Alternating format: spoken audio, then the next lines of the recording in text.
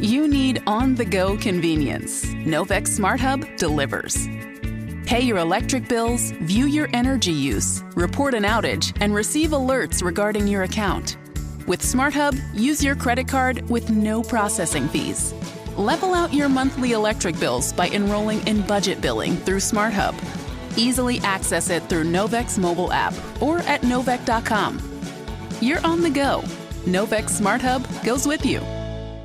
Let's get to comedian Brad Upton, who joins us on the hotline. Mr. Upton, welcome. How are you? Good. How are you doing? Well, we're doing good. We've both been introduced to your comedy here over the past few days. I've watched a good amount of it on YouTube and other places, and it's been very good. So I want to start by asking you kind of a weird question, because the comedy special I was watching, there was all this laughter, which I know you eat that up. You love that, and we certainly expect that. But there was a couple right in the front row. The guy was pretty deadpan. The wife would look over at him every time you said something funny, as if he was going to trigger her laughter. How do you not just get fixated on those kinds of people when you're on stage? That's a great question, and you do get fixated on them. You're like, why did you sit in front if you're so uncomfortable? That's what you want to ask them. Why? Because they're afraid. I think they're afraid because they're in the front row. And you go, well, why did you sit in the front row if you're afraid? And have I done anything to scare you at this point? I have not. Relax. Uncross those arms. So I kept looking at the guy, and he just never really changed his expression. But everybody else around him was laughing and having a great time and applauding. And I don't know. I just wanted to ask you that question. That's a good answer. Thank you. Every comedian will tell you, you can make 300 people laugh, and on the way home, you're going to be thinking about the one guy that wasn't. You're like, why did that one guy not get everything? That's the thing that you take away from the show. Not the 300 that were dying. It's the one guy that was staring at you. So, I've seen a bunch of your comedy via Facebook Reels, and that's a good place. I've discovered a lot of people through that, and I don't know necessarily how the algorithm works to where certain people's comedy comes up. I was wondering if you knew, because that's how you've really made a name for yourself over the past several years is some of the social media stuff. How does that happen? Do you just show up in someone's reel someday and then it grows from there? Do you even know how that groundswell works? I have no idea. I have no idea. No one more surprised than me. It just blows up. I don't know how. I had a video go viral, and it was material that I'd been doing for several years, and it finally got on the internet and shared around, and it blew up, and I was like, this is amazing. I have no idea. If I did, I'd be making everybody famous. I have no idea. Yes. Talking with comedian Brad Upton. You can catch his work on YouTube. Really good stuff. Also, Dry Bar Comedy, which has been very good for you as well. And you've been doing this for a long time. You've toured with the likes of Joan Rivers, the Smothers Brothers, Dolly Parton, Glenn Campbell, a lot of touring with Johnny Mathis. So when you're on the road and you're opening for legendary people like that, how much are you in their presence, Brad? They change. It depends. Johnny Mathis, I'm around all the time because we'll usually do 2 shows together, and we go from the hotel to the venue together and things like that. Same with Joan Rivers. I was around here a lot. Smothers Brothers, I was around a lot. Some of them I barely saw when we worked together. It just depends on what they like and how friendly they are. Who were your comedy influences when you were younger? Well, when I was younger, probably anybody I saw on the Tonight Show or Johnny Carson back in the 70s. But the first guy, when I was 15, 16, the first guy I ever saw live was George Carlin. And that was a big deal to see him live. And then I met him a couple of times, and that was even a bigger deal.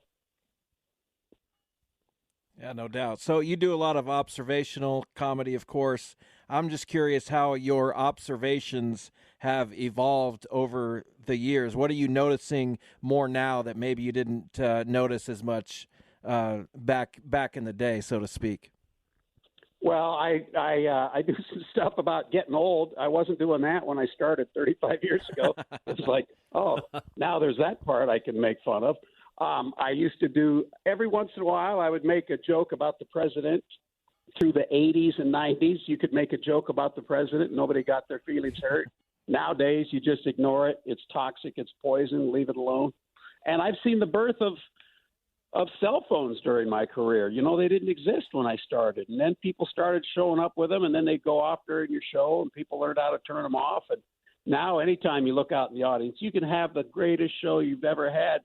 10% of the people are looking at their phones. Brad Upton with us, a comedian. So when this tide started to turn and you started getting this notoriety, I mean, you've always been known. You're a known comic for a long time, but when it started to blow up for you, did you welcome that? Was there some apprehension? Was there some, wait a minute, what's going on here? How did you handle all that? Yeah, it was a lot of wait a minute, what's going on here? Because, you know, I've been doing this 39 years, and I blew up in year 35. So it was good to have that behind me. So when it did happen, I was like, whatever. This isn't that big a deal. I've done most everything so far. But, yeah, now it's weird because for 35 years I took the stage almost every night anonymously. People didn't know who I was, and I generally exceeded their expectations. And now people are buying tickets to see me, and I'm like, I hope I meet their expectations. So from that perspective, it's a little different. So, you know, you're a quote unquote clean comic, and I'm just wondering what that connotation means to you. Do you wear that as a badge of courage, or is putting any adjective in front of comedian or comic kind of hampering in a way? You don't really say woman comic.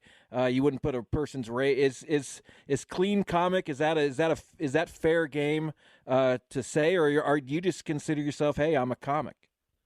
Yeah, just a comic, and I work pretty clean. I've always worked pretty clean. You know, nobody's ever walked out of a show because it was too clean. That's what I've told people before. They've walked out of shows because it's too dirty, but nobody's ever went, oh, this guy is so clean, I can't take any more of this. So it's just the way I've worked always, because when I started, I figured my mom's going to come see me at some point, and I don't want to hear from her because she's going to let me know. And she's 93, and she's still alive, and she'll still give me her opinion. So I've always worked pretty clean. Wow. Talking to comedian Brad Upton. So a few years ago, you got to go on the stage at the Grand Ole Opry, and you've been there multiple times since. Tell us about that, how'd that come about, and, man, that's got to be an incredible experience. It's a huge thrill and an honor because they don't use very many comedians, and to walk out and step in that circle is very surreal. I got that. The lady saw the one video that had gone viral, and when I contacted her, I said, hey, I got this video that's had like 70 million views. And she said, well, I'm one of the people, one of those 70 million, so I'd love to have you on. And they put me on. It went great. And I don't get nervous anymore before I go on stage. But my wife was with me when I made my debut, and I told her, I said, I'm kind of nervous. So I walked out there. It was fantastic. I mean, it's the Grand Ole Opry. You know what that is. It's the Grand Ole Opry. To walk out there and perform there, it gets more surreal each time.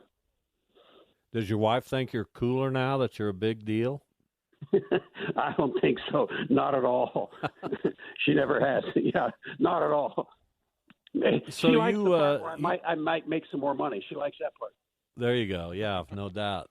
So you spent a lot of your life doing, regular things like teaching, coaching. You were a coach in track and field. Tell us how that came about and your love for track and field specifically. Well, I was teaching fourth grade and coaching at a high school when I started doing stand-up comedy. And, within 2 years I quit. And going from teaching fourth grade to entertain a room full of drunks is really not a big career change. It's the same skill set. But I was a track and field athlete in college, and I competed in the hurdles till I was 34 years old. So I've always coached, even when all these years I've been doing stand-up. Every spring I've been out at either a college. I coached the University of Washington for 11 seasons, and I've been coaching high school for the last 17. So I'm out on the track every spring, starting March in starting in the rain and ending in the sun. There you go. So if the last 4 or so years had not happened, what would you say was the high mark of your career? How would you have said, I did this, so I made it as a comedian? Well, I made my living. I put my kids through college and bought a house, and that's all I had for an income. But I toured with Johnny Mathis for the last 16 years, and I won the Las Vegas Comedy Festival. So those were pretty big. Those are pretty big feathers in my cap. That's a pretty good legacy. For no doubt about I'm it. very, very proud of it. And to be with someone of Johnny Mathis's ilk for that long, that's an incredible story to tell as well.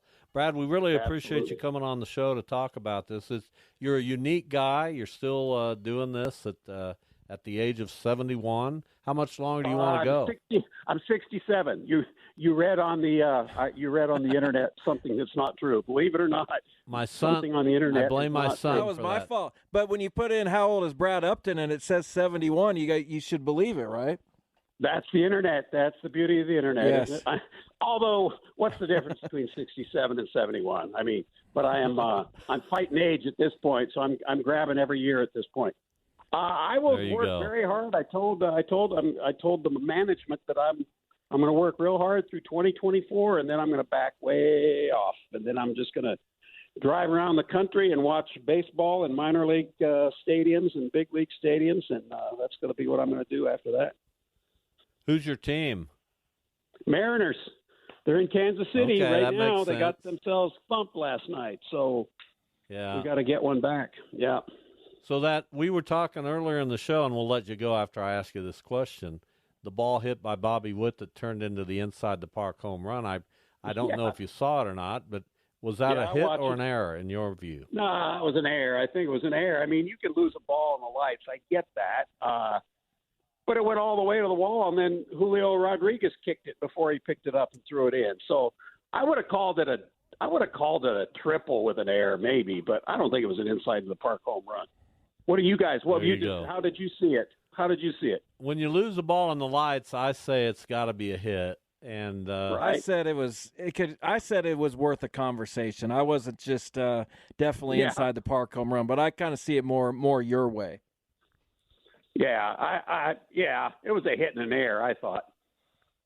But Brad, it was a run, no matter what. Thanks for your time coming on our show. We appreciate it. Best of luck. You got a tour here starting in a couple days, and you'll be on the road for pretty much the rest of the year. Thank you for being on with us. You bet. Thanks for having me. Take care. Go Mariners. Brad Upton.